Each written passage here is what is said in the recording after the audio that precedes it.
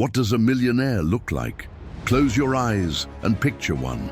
You are likely imagining a scene from a movie or a magazine, a person draped in designer clothes, stepping out of a luxury sports car in front of a sprawling, opulent mansion. They are sipping champagne, surrounded by glamour and the trappings of extreme wealth. This image is a myth. It is a carefully crafted illusion that has very little to do with how most real wealth in America is actually built and maintained. For decades, we have been sold a lie about wealth. We have been taught to believe that it is about high income, flashy status symbols, and a lavish lifestyle. The truth, as revealed in the groundbreaking research of Thomas J. Stanley and William D. Danko in The Millionaire Next Door, is far more surprising and far more instructive. Real, lasting wealth is not about what you earn, it is about what you keep. And the people who are best at keeping it are not who you think they are. The authors spent years studying the habits and characteristics of millionaires in America. They did not find them in the penthouses of Manhattan or on the beaches of Malibu. They found them living right next door. They are the people you see at the local grocery store, driving a 5-year-old car, mowing their own lawn. They are the owners of a small, unglamorous business like a welding company or a plumbing supply distributor. They are the frugal, disciplined, and often invisible backbone of the American economy. Stanley and Danko coined a term for them, prodigious accumulators of wealth, or PAWs. These are people whose net worth is far greater than could be expected given their income level. Their opposite is the under-accumulator of wealth, or UAW. These are people who have high incomes, sometimes very high incomes, but have little net worth to show for it. They are all show and no substance. The entire book is a study of the stark differences between these two groups. The first and most important distinction is their relationship with money. The millionaire next door lives well below their means. This is the golden rule, the non-negotiable foundation upon which all wealth is built. They do not see their income as a spending target. They see it as a tool for building security and independence. They budget carefully. They know where their money is going. They are not cheap. They are value conscious. They will happily pay for quality, but they despise paying for status. The under-accumulator of wealth, in contrast, lives at or even above their means. They believe that appearing wealthy is just as important as being wealthy. They spend their money as fast as they make it, and often faster, relying on debt to finance a lifestyle they cannot truly afford. They are on a treadmill, working harder and harder to maintain an image that is slowly bankrupting them. This difference in philosophy manifests most clearly in their spending habits. Let us take the most symbolic purchase of all, the car. The millionaire next door is far more likely to buy a used, reliable car like a Toyota or a Ford. They do not lease. They buy and they hold. They understand that a car is a depreciating asset, a tool for transportation, not a statement of their self-worth. The UAW, however, is drawn to the new luxury car. They lease a new BMW or Mercedes every few years. They are paying a massive premium for the new car smell and the logo on the hood, a premium that drains their ability to build real wealth. The same principle applies to their homes. The millionaire next door lives in a nice but not ostentatious home in a middle-class neighborhood. They have lived there for a long time.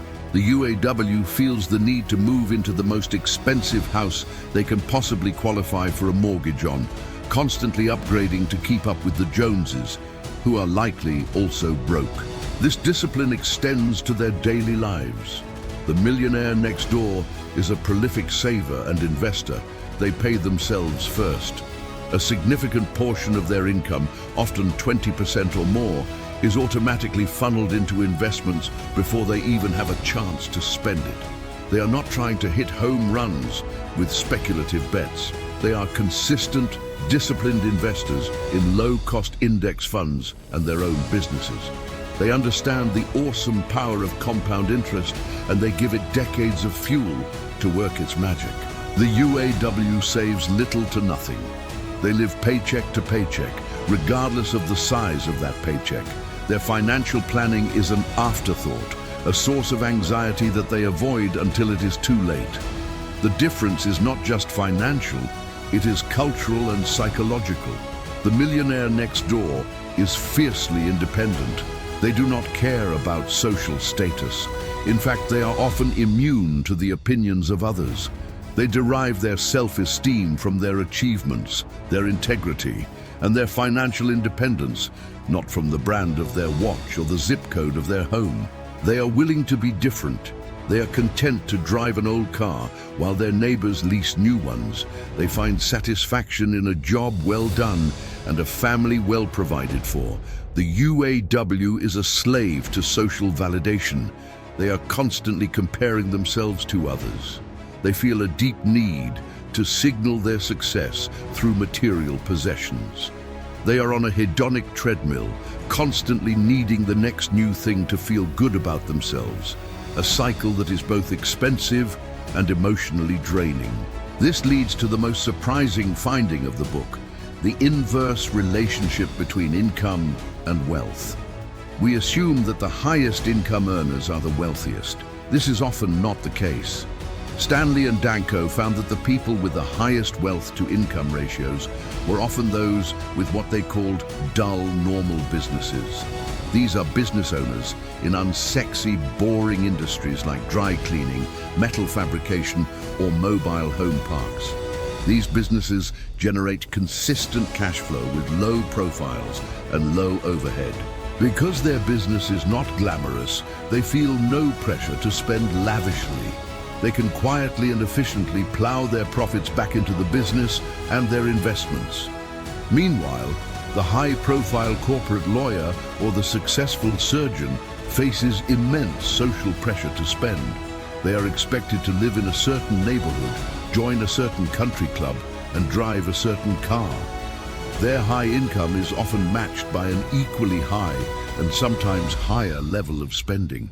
They are rich in income, but poor in net worth. The role of family is also crucial.